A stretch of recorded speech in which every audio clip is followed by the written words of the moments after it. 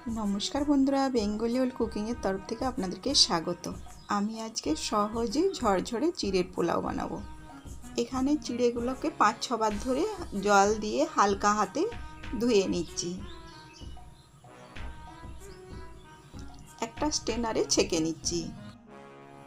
এখানে একটা কড়াইতে 2 টেবিল চামচ সাদা তেল দিচ্ছি। অল্প একটু ঘি দিচ্ছি।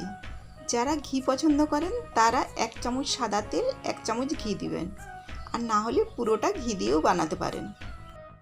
এই তেলের মধ্যে 1/2 চা চামচ গোটা জিরে, 2টো তেজপাতা, 2 টুকরো দারচিনি, 2টো এলাচ আর 4টে লবঙ্গ দিচ্ছি। 5-6 সেকেন্ড ধরে নেড়ে চেড়ে নিচ্ছি। ছোট টুকরো করে রাখা আলু দিয়ে দিচ্ছি। অল্প লবণ দিয়ে দিচ্ছি।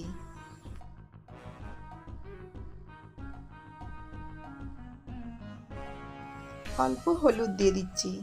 নেড়ে চেড়ে ঢাকা দিয়ে দিচ্ছি। এদিকে অন্য একটা কড়াইতে 1 চামচ তেল দিয়ে চিনেবাদাম 1 মুঠো ভেজে নিচ্ছি। 5-6টা কাজু বাদাম দিচ্ছি। 1 মুঠো কিশমিশকে জলে ভিজিয়ে রেখেছিলাম, সেগুলো দিয়ে দিচ্ছি। নেড়ে চেড়ে 1 মিনিট ধরে নামিয়ে নিচ্ছি। এইদিকে আলু ভাজার ঢাকাটা খুলে নিচ্ছি।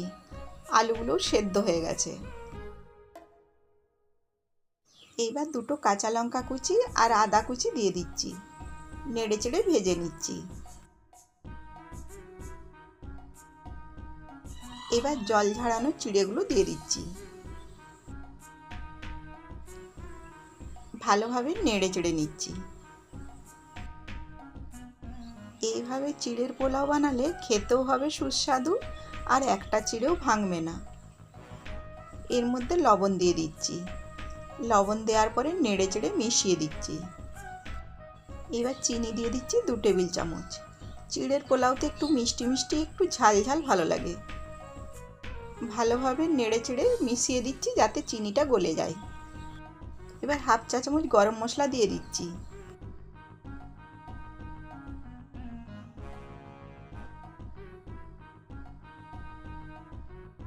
চিনিটাও গলে গেছে। এবার বাদাম ভাজাগুলো দিয়ে দিচ্ছি। নেড়ে চেড়ে সব একসাথে মিশিয়ে দিচ্ছি। 1 চা চামচের মতো লেবুর রস দিয়ে দিচ্ছি। 1 মিনিট ধরে নেড়ে চেড়ে নামিয়ে নিচ্ছি।